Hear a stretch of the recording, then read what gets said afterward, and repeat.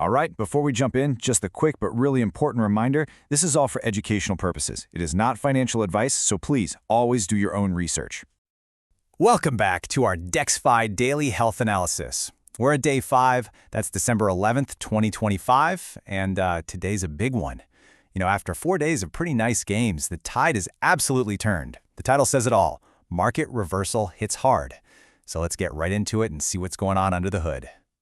And we are starting with the headline number, a 5.09% drop in the USD price of our bonds in just 1 day. Yeah, this is the first real pullback we've seen all week, so let's figure out exactly why.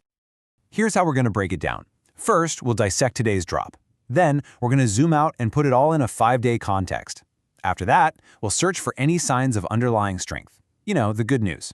And finally, we'll give our verdict and tell you what to watch for tomorrow. So first up, let's dissect exactly what happened today. Where in the world did that 5% drop come from? Here's our dashboard for the day, and whoa, that is a sea of red, isn't it? The bond price took a major hit, the fund value was down over 86 grand, and that APR drop is steep. But look down at that bottom row. Even with all this red on the screen, 102 new bonds were still added. That tells us people are still buying, which is a really key sign of confidence that we are definitely coming back to. The funny thing is, the story of this drop, it doesn't really start with DexFi at all. It starts with the crypto market as a whole.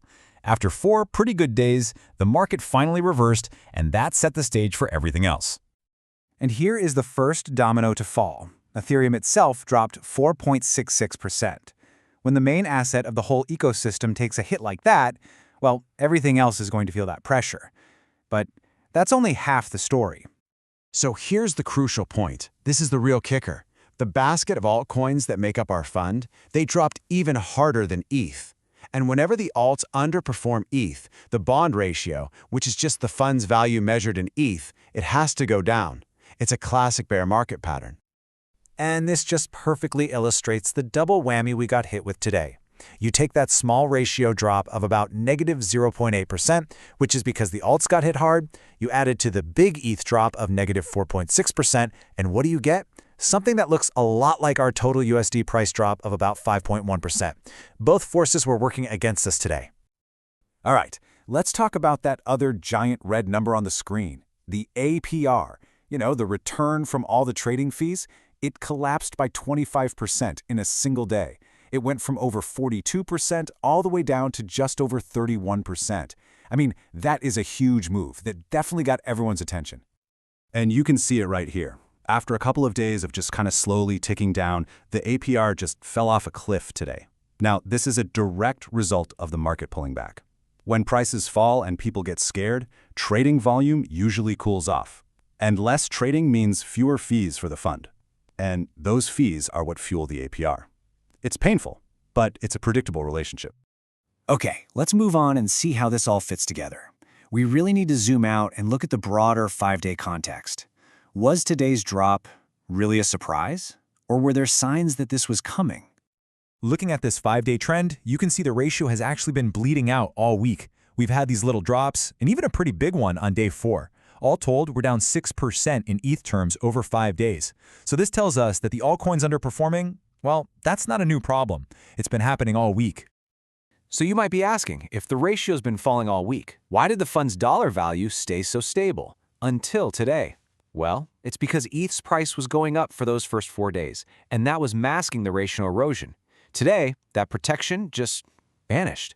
The rising tide of ETH was hiding the leaky boat of the alts, and today, the tide went out.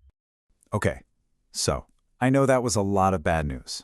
But before anyone hits the panic button, it's so important to look at the signs of underlying strength. Let's find some silver linings in today's data.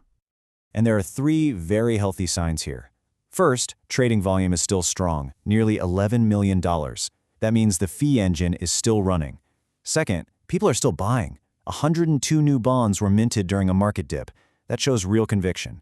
And third, the fund's concentration is stable. Nobody's panic selling or rebalancing in a crazy way. And this chart just confirms that stability. We're looking at the concentration in the top vaults, and you can see that diversification is holding up great. The top 3 vaults have a healthy slice, but nothing alarming. and this hasn't really changed much. This suggests calm, rational behavior from the biggest holders. They aren't panic selling, which is exactly what you want to see during a downturn. So this brings us to our final section, the verdict. Let's weigh all the evidence we've just looked at and give our final analysis for day 5. After looking at all of that data, the good and the bad, what is the final verdict on the health of the fund today? You really have to balance the scales here. On one side, yeah, we have some serious reasons for concern. The market reversal, the alts underperforming, and that big APR collapse. But on the other side, we have some powerful stabilizing factors. Healthy volume, continued demand from new buyers, and that stable concentration. And for that reason, today's verdict is yellow, monitor. We're not at red alert because the core engine of the fund still seems healthy. Honestly, this looks like classic, if painful, bear market behavior. It doesn't look like a structural problem with the protocol itself. The situation just warrants some very close observation. So here's what I want you to watch for tomorrow. 3 key things. First, ETH's price. Does it find a floor or does the selling continue? Second, the APR. Does it bounce back or keep falling?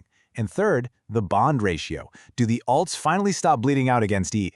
Let's end on this 5-day summary because what's so interesting here is the contrast. The ratio is down a full 6%, right? But the fund's total dollar value is down less than 0.5%.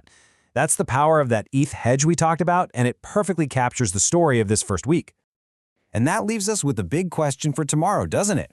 Will this pullback continue, pushing prices and ratios even lower, or is the market about to find its footing and stabilize? We'll be right here tracking it. Thanks for joining this explainer for day 5. Remember, this isn't financial advice. Please always do your own research. We will see you tomorrow for day 6.